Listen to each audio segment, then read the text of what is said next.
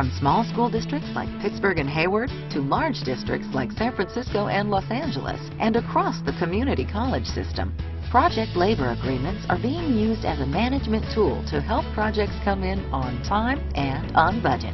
But district board members use project labor agreements to achieve a variety of goals. One of the main goals of the PSA for me personally was quality, to ensure quality. Our projects now are coming in under budget, and so we're very happy that this has been a good system for us. I personally am very interested in making sure that public dollars are spent in the most responsible way, and for me that means on the best jobs that have the best benefits. It was a combination, I think, of our philosophy as a board as well as our business judgment. Philosophically, we believe that local tax monies should help to support the local economy and should support good wages. In a town like Hayward, a lot of the workers that are working on these projects have children going to these schools. They wanted to see quality. They wanted to see good use of taxpayer dollars. Well, since the labor agreement, what I've seen is that small business participation, local residency participation, and really an engagement by the local community supporting the project because they're participating. We need to make sure that money stays locally, that it gets reinvested in our community, and we want to make sure that our projects are delivered on time and in a fair manner. First thing we did was we adopted a program to pre-qualify contractors to make sure they had a track record of finishing work on time. They didn't have a track record of being sued for shoddy workmanship or cost overruns. We have some unscrupulous contractors out there in the community that want to exploit their workers and not pay them what they deserve to be paid by law. What PLAs provide for is a mechanism to make sure that enforcement ability. So you have in California prevailing wage law that you pay essentially the union scale to the workers whether they're union or non-union. The PLA is about terms and conditions that are set up for the workers. We don't say you have to be a union worker. It doesn't say you have to be a non-union worker. 47% of all construction dollars have been awarded to small contractors, which kind of lends itself to the fact that PLAs do not create an artificial barrier for entry or competition for a small contractor, as long as they know what they're getting into, what the rules of engagement are going to be. We just didn't want anybody to be able to say that this was restricting competition in any way, because competition translates into better use of dollars. When you're dealing with construction, the worst thing you can have is delays. PLAs are designed to make sure that we have a good workforce in place that can deliver the projects on time.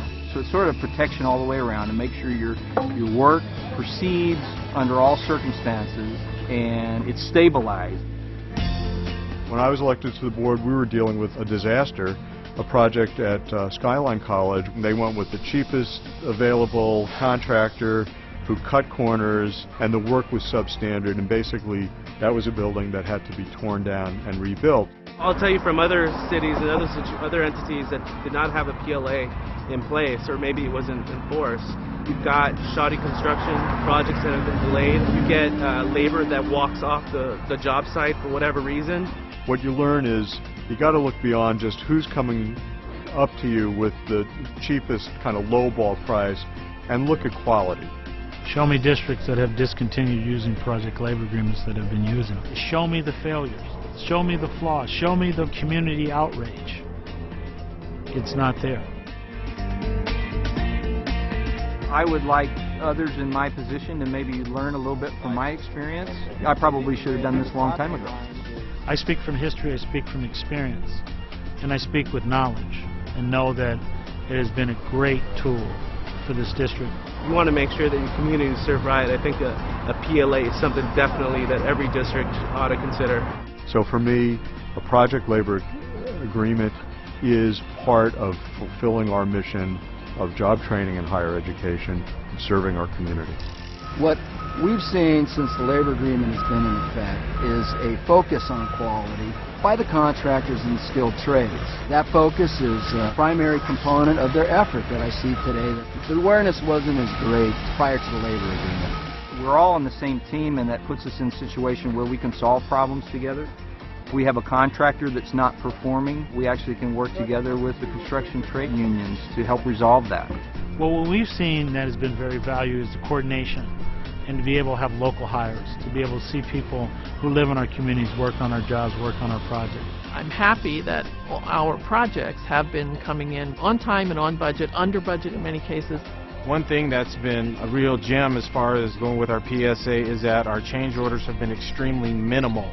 Which means that we're able to put our new classrooms, our laboratories, our libraries to use for the tens of thousands of students that we serve as quickly as possible.